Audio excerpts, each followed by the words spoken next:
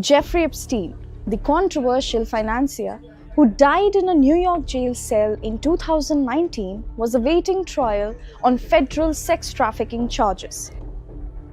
He was no stranger to shocking headlines, but newly reported details reveal an even darker, rather more unsettling side to his ambitions. According to the New York Times, Epstein reportedly dreamed of using his wealth, properties, and social connections to propagate his own DNA, essentially creating a so-called super race.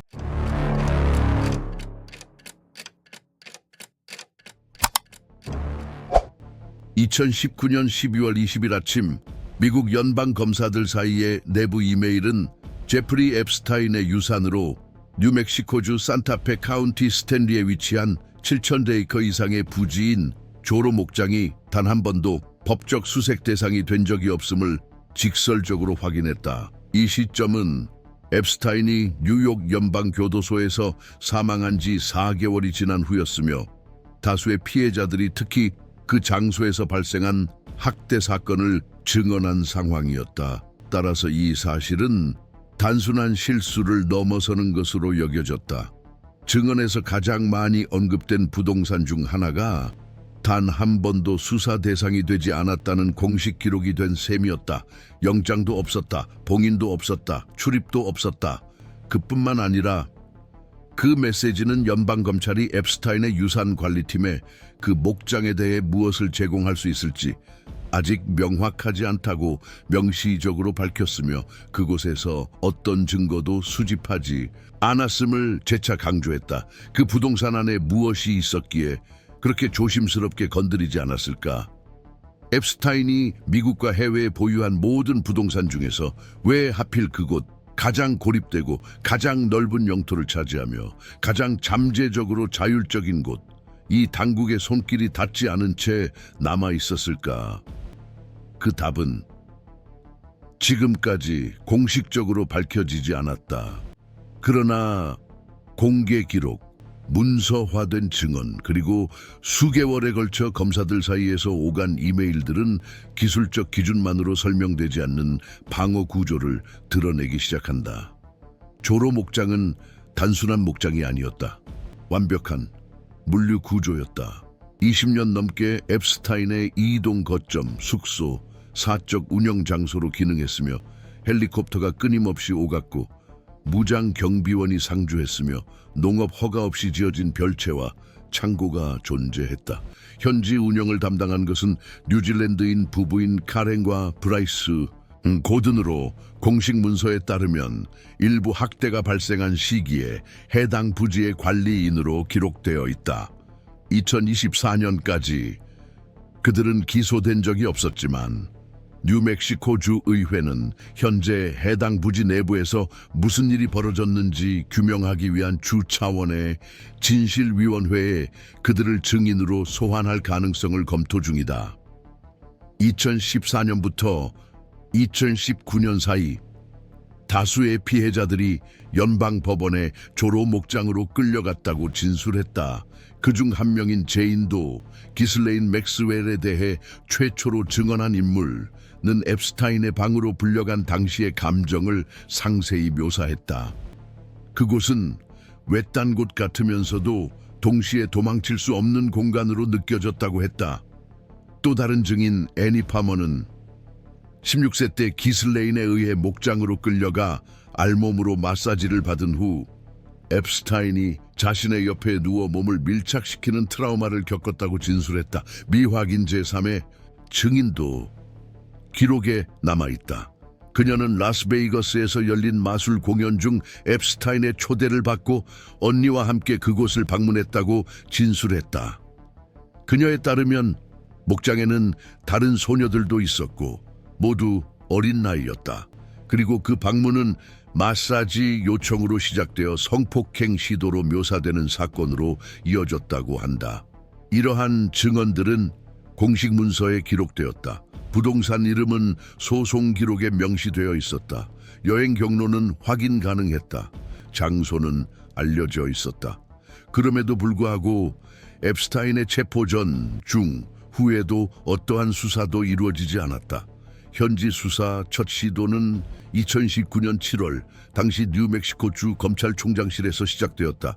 그의 팀과 법무부 사이의 이메일 교환에 따르면 앱스타인에 대한 주요 소송을 담당한 뉴욕 연방 검찰관들과의 회의에서 주 관할권 내 성매매 수사는 중단하기로 합의되었다. 그 이유는 간단했다. 연방 당국이 처리할 것이라는 것이었다. 그러나 조로 목장에서는 어떤 수사도 진행되지 않은 채 사건은 계속되었다. 증거는 수집되지 않았다. 증언은 부동산 기록과 대조되지 않았다. 그리고 주 검찰의 한 약속은 결코 지켜지지 않았다. 그해 12월 검찰들 사이의 메시지 교환에서 드러났듯이 뉴멕시코 부동산에 대한 수색은 이루어지지 않았다.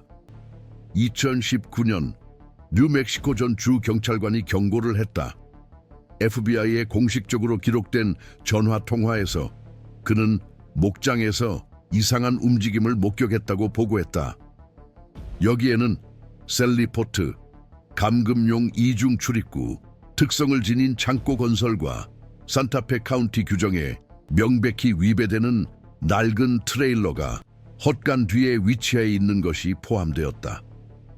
핵심 우려사항은 증거가 파괴될 가능성이었다. 은퇴한 요원은 그 지역을 15년간 순찰했다고 주장하며 주내 소녀들이 앱스타인을 방문하기 위해 그 부동산으로 모집되고 있다는 일관된 소문이 있었다고 분명히 말했다. FBI는 이 전화를 기록했지만 이후 아무런 조치도 취하지 않았다. 그보다 2년 전인 2017년 그 집의 관리자들, 목장에 거주하던 직원 부부, 이 연방 요원들과 대화하기로 동의했다. 그들은 부동산의 일상, 앱스타인의 방문 빈도, 헬리콥터 이동, 산타페 시에서 고용한 마사지사들에 대해 보고했다. 그들은 다음 날 고용된 전문가들의 이름, 영수증, 정보를 제공하겠다고 약속하기까지 했다. 그러나 인터뷰는 중단되었다. 다음 날 앱스타인의 본사에서 전화가 오자 부부는 당국과의 모든 접촉을 중단했다. 수사 시작점이 될 수 있었던 사건은 갑작스러운 침묵의 또 다른 에피소드로 끝났다. 동시에 소송 기록에 포함된 이메일들은 조로, 트러스트, 해당 부동산을 관리하는 동일한 신탁, 가 2008년 오클라호마에서 8,500만 달러의 복권 당첨금을 수령했음을 시사했다. 당시 오클라호마 시티 저널 등 지역 매체에 보도된 이 소식은 조로 트러스트가 대표하는 미확인 단체의 지급이 이루어졌음을 확인시켜 주었다. 지금까지도 정확히 동일한 단체였는지는 알려지지 않았다. 그러나 이름이 일치하고 공개적인 설명이 없었던 점은 앱스타인의 부동산 자금 출처에 대한 의혹을 더욱 키웠다. 특히 그가 감독이 거의 없는 지역에서 활동했던 점을 고려할 때 더욱 그러했다. 이처럼 답이 없는 사건들이 쌓여갔다. 피해자들이 장소를 지목하고 증언이 중단되고 검찰이 기소 불가를 통보하고 고발이 무시되고 수사가 중단되는 등 시간이 지남에 따라 불안한 제도적 모자이크를 형성했다. 조로 목장은 단순한 지리적 공간을 넘어 일종의 사법적 공백을 상징하게 되었다. 알려진, 언급된, 기록된 장소이지만 결코 건드리지 않은 곳, 명확히 밝혀지지 않은 이유로 앱스타인의 제국 전체가 붕괴하는 와중에도 방어막을 유지한 물류 및 정치적 요충지였다. 이러한 누락들이 미국 근현대사에서 가장 주목받은 수사 중 하나의 배후에서 어떻게 연결되었는지는 그 자체로 의문의 대상이 되었다. 한 부동산이 증언에 등장하고 검사들 간의 이메일에서 재등장하며 공식 고발장에 언급되었음에도 불구하고 어떠한 사법적 조치도 받지 못한다면 문제는 더 이상 그 안에 무엇이 있었는지에 관한 것이 아니다. 이제는 그것을 막기 위해 밖에서 무슨 일이 있었는지에 관한 문제이기도 하다. 바로 이러한 순간들을 분석함으로써 고도로 복잡한 사건에서 제도적 책임 메커니즘이 어떻게 작동하거나 작동하지 않는지를 이해하는 데 도움이 된다. 따라서 우리는 이러한 에피소드들을 계속해서 수집하고 연결하여 사법 시스템의 중대한 결정들 혹은 중대한 부재들의 실제 배후를 이해하려는 이들에게 연속적인 해석의 실마리를 제공하고 있다. 이러한 맥락에서 기록들은 단순히 이루어지지 않은 일들뿐만 아니라 공공구조 내에서 수사활동의 한계를 정한 결정에 참여한 인물들을 가리키기 시작한다. 당시 기관 간 통신에서 자주 등장하는 이름 중 하나는 뉴욕 남부연방검찰청의 보조검사이자 전 FBI 국장 제임스 코미의 딸인 모린 코미이다. 그녀는 기슬레인 맥스웰에 대한 기소를 주도했으며 에프스타인 사망 후 사건의 전개 과정에서 연방검찰의 대응을 준비하기도 했다. 2019년 12월 20일자 검사들 간의 이메일 교환에서 조로 목장에 대한 수사가 이루어지지 않았다는 점이 명시적으로 언급된다. 당시 이 사건은 이미 제도적 선택성의 상징이 된 상태였다. 이후 문서에 따르면 미국 법무부는 주 당국과 협의하여 뉴멕시코 소재 해당 부동산 주변에 일종의 비공식적 격리구역을 설정했다. 뉴욕 검찰청의 한 이메일은 2019년 7월 당시 뉴멕시코주 검찰총장실과 직접 대화가 있었다는 사실을 확인해 준다. 당시 사용된 표현에 따르면 주 정부가 성매매 관련 수사를 진행하지 않기로 합의되었다. 연방검찰은 이 부분을 담당하겠다고 밝혔다. 대신 주 검찰청은 이미 수집된 모든 자료를 공유하기로 약속하고 에프스타인에게 귀속된 범죄와 직접 관련되지 않은 사안에만 한정해 수사할 것을 약속했다. 이러한 합의는 비록 서면으로 공식화되지는 않았지만 연방기관이 수사 자율권을 포기하고 결국 지켜지지 않을 약속을 받은 위험한 선례를 남겼다. 이러한 일치는 증언이 늘어남에도 불구하고 목장이 형사소송에서 배제된 이유를 이해하는 데 도움이 된다. 기슬레인 맥스웰 재판에서 여러 피해자들이 조로 목장 내에서 발생한 사건들을 증언했다. 예를 들어 제인 도는 미리 정해진 절차처럼 보이는 조수들에 의해 에프스타인의 방으로 안내된 과정을 묘사했다.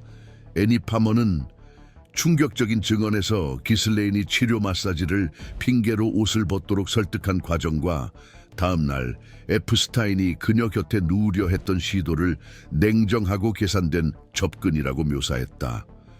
이러한 선서에 이루어진 진술들은 변호인 측에 의해 반박되지 않았다. 이 진술들은 기록되고 문서화되었으며 에프스타인의 친밀한 인맥 운영 맥락의 일부로 인정되었다. 그럼에도 불구하고 그 목장은 조사되지 않았다. 그 전에도, 도중에도, 그 후에도 해당 부동산을 관리하는 신탁의 법적 구조 역시 이러한 제도적 공백을 유지하는 데 기여했다. 1993년부터 목장의 취득 및 관리를 담당한 것으로 여러 문서에 명시된 조로 신탁은 불투명한 운영 방식을 보였다. 기록에 따르면 2008년 이 신탁은 오클라호마주에서 8,500만 달러의 복권 당첨금을 수령한 것으로 나타났다. 지급은 알터스의 편의점 스트라이프스에서 구매한 복권으로 이루어졌다. 당시 해당 단체는 일시불 지급을 요청했으며 순수 금액은 2,900만 달러를 약간 넘는 수준이었다. 그러나 수혜자의 신원은 확인되지 않았다. 에프스타인의 신탁과 이름이 일치하는 점은 공식적으로 설명된 바 없다. 일부 문서 공개를 지켜본 변호사 에런 파르나스는 자신의 프로필에 공개적으로 언급하며 에프스타인 본인이 복권번호 조합에 대한 통제권을 유지하는 데 관심이 있는 듯 했으며 이메일을 통해 이를 언급하기도 했다고 밝혔다. 에프스타인에게 귀속된 발췌문 중 하나는 도발적인 어조로 이렇게 말했다. 이게 당첨 번호야. 내 방식대로 하고 싶다면 괜찮아. 내 인생이니까. 이는 조작의 증거는 아니지만 이상한 분위기를 조성하고 조로 신탁이 일반적인 방식으로 운영되지 않았다는 인식을 강화한다. 입법 분야에서는 2023년부터 뉴멕시코에서 사건 재조사를 요구하는 압력이 거세지기 시작했다. 산타페 지역을 대표하는 주 하원 의원 안드레아 로메로는 하원 합동 결의안 1호를 제안했다. 이 결의안은 주 차원에서 조로 목장에서 실제로 무슨 일이 있었는지 조사하기 위한 특별위원회를 설립하는 내용이다. 로메로에 따르면 이 결의안의 목적은 연방 수사에 간섭하는 것이 아니라 문서를 수집하고 증인을 청취하며 주민들에게 최소한 명확한 사건의 시간적 흐름을 제공하는 보고서를 작성하는 것이다.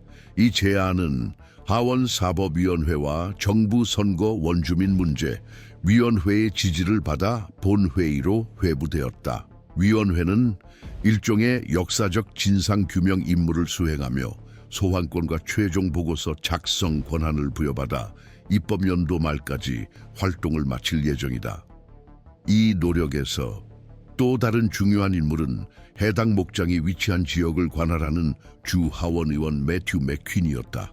그는 에프스타인이 플로리다에서 유죄 판결을 받은 후에도 뉴멕시코주에 성범죄자로 등록하지 않도록 한 법적 허점을 막기 위해 주 법률 개정을 제안한 장본인이다. 이 법적 허점, 뉴멕시코 주 외부에서 유죄 판결을 받은 자들의 등록을 주가 요구할 수 없게 한 은 10년 이상 유지되었다.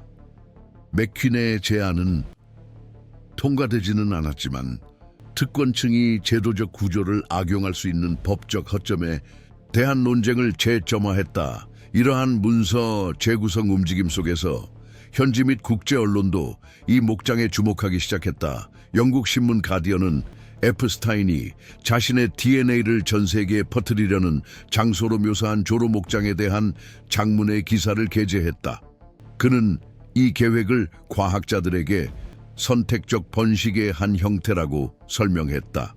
한편 뉴욕타임스는 에프스타인이 산타페에서 열린 회의에 초청된 연구자들에게 이 계획을 상세히 설명한 인터뷰 내용을 인용했다. 이 맥락에서 목장은 젊은 여성들을 선별하는 거점 역할을 했으며 이론상 에프스타인 자신의 유전 물질로 임신시키는 계획을 실행하기 위한 장소였다. 이 계획은 사이비 과학과 과대망상, 추적하기 어려운 강력한 물류 구조가 결합된 것이었다. 이러한 폭로에도 불구하고 미국 법무부는 해당 부동산에 대한 수사가 이루어지지 않은 이유에 대해 공식적인 설명을 내놓지 않았다. 유일한 언급은 2019년 12월부터 공개된 내부 이메일에서 나왔다. 한 이메일에서 발신자는 단호히 우리는 뉴멕시코 부동산을 조사하지 않았다고 밝혔다. 그 어떤 설명도 없었다. 단지 확인만 있을 뿐이었다. 다른 부분에서는 검찰과 에프스타인 변호인단 사이의 증거, 이관 가능성에 대한 언급이 있었다. 그럼에도 불구하고 목장에 대한 구체적인 문서는 제시되지 않았다. 가장 상세한 내용은 맨해튼 주거지와 버진 아일랜드의 사유도에 대해 발부된 영장에 관한 것이었다. 조로 목장은 수사 과정의 모든 단계에서 누락된 상태였다.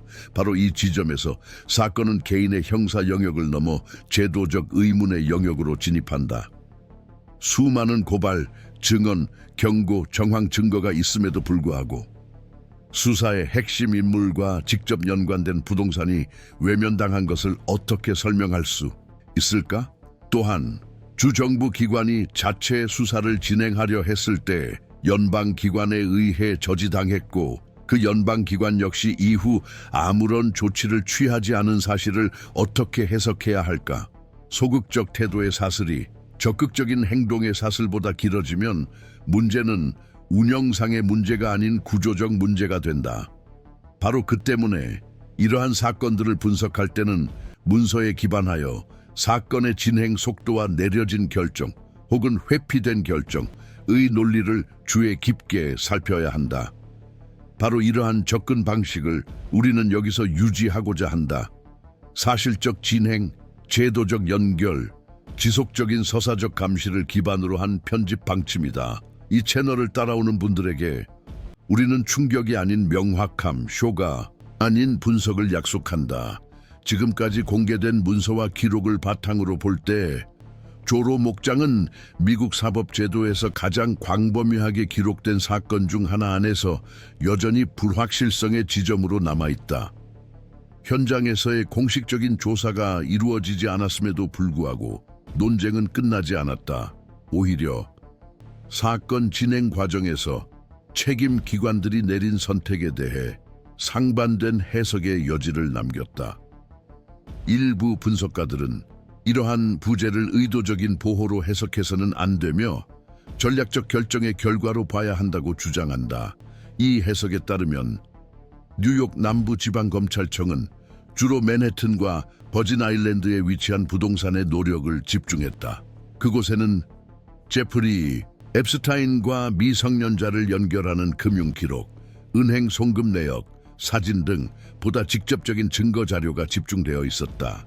이러한 논리에 따르면 뉴멕시코에 위치한 부동산은 제도적 공모가 아닌 법적 운영적 제약으로 인해 수사 대상에서 제외된 것이다.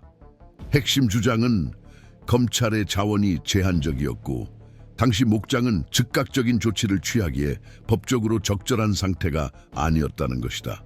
그러나 이러한 해석은 만장일치로 받아들여지지 않는다. 다른 관측자들, 특히 모린 코미가 이끄는 팀이 수행한 내부 통신 분석을 주의 깊게 지켜본 이들에 따르면 의도적인 배제 패턴이 형성되었다. 이는 명백한 은폐가 아니라 시간이 지남에 따라 누적된 일련의 구체적인 누락들이 결국 핵심 부동산을 실질적으로 보호하는 결과를 초래한 것이다. 이 해석은 사건의 연대기를 재구성할 때 더욱 설득력을 얻는다.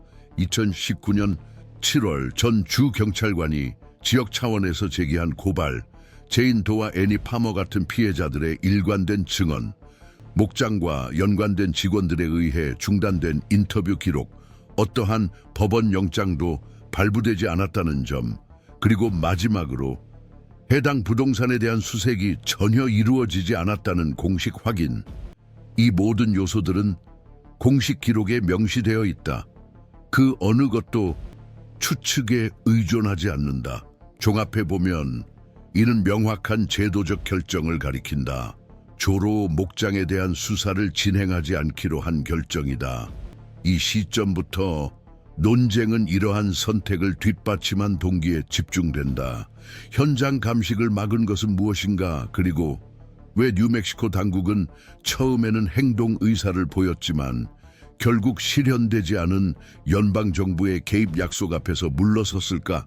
그 해답의 일부는 주와 연방정부 간의 복잡한 관할권 문제에 있을 수 있다. 미국 법체계에서 주 차원의 수사 능력은 혐의가 연방 관할권과 겹칠 때 한계를 맞는다. 이론상으로는 법무부의 개입이 수사 범위를 확대해야 한다. 그러나 실제로는 연방검찰이 사건을 인수하는 바로 그 순간에 지역 차원의 조치가 중단되는 현상이 관찰되었다. 이 사건을 구조적 결함으로 보는 보다 포괄적인 분석도 있다. 이러한 관점에서 본 사건은 분권화된 사법체계가 어떻게 제도적 관성의 영역을 생성할 수 있는지 보여준다. 한 영역이 다른 영역의 주도권을 기다리다 양측 모두 진전을 보이지 않으면 증거가 사라지고 책임이 희석되는 공백이 발생한다. 일부 분석가들은 이를 수동적 수렴, 패시브 컨버전스 현상으로 설명한다. 서로 다른 정부 수준 간의 조정 부재가 실질적으로 그들의 행동 능력을 무력화시킨다는 것이다.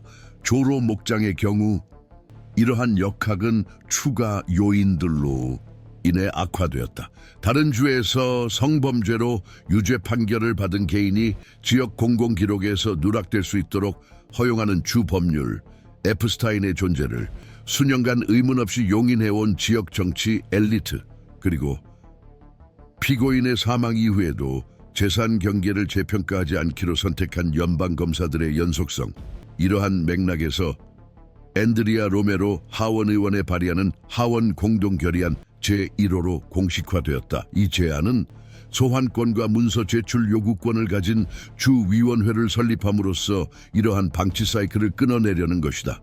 목표는 2019년에 사실상 포기된 수사 자율성의 일부를 뉴멕시코에 되돌려주는 것이다. 주의회의 기대는 비록 형사 고발 권한은 없더라도 위원회가 사건의 일관된 타임라인을 확립하여 누가 언제 어떤 관련 정보를 보유하고 있었는지, 그리고 그 정보에 기반해 어떤 결정이 내려졌거나 회피되었는지를 밝히는 것이다.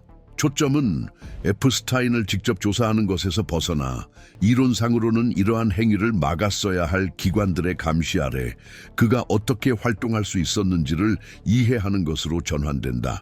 이와 동시에 법원 문서에서 목장 운영 책임자로 확인된 브라이스 고든과 카렌 고든에 대한 언급은 논쟁의 또 다른 차원을 더한다. 뉴멕시코 주 의원들이 이 부부를 소환해 설명을 요구하겠다는 의도를 밝혔으나 국제 언론, 특히 뉴질랜드 언론은 신중한 반응을 보였다. 이들에 대한 공식 기소는 없지만 기록상 학대가 발생한 시기에 그들이 해당 부동산의 운영을 총괄했음은 확인된다. 기소되지 않았다고 해서 설명을 요구하는 것이 불가능한 것은 아니다. 특히 해당 장소의 내부 역학을 이해하는 것이 목적일 때는 더욱 그렇다. 전직 직원들의 증언 역시 사실 관계를 재구성하는데 여전히 걸림돌이 되는 공백을 메우는데 결정적인 요소가 될 수 있다. 만족스러운 설명이 없는 또 다른 측면은 조로 신탁과 관련된 재정 자원이다. 법적 불투명성이 특징인 신탁 구조가 주복권 당첨금을 포함한 수백만 달러를 어떻게 축적했는가?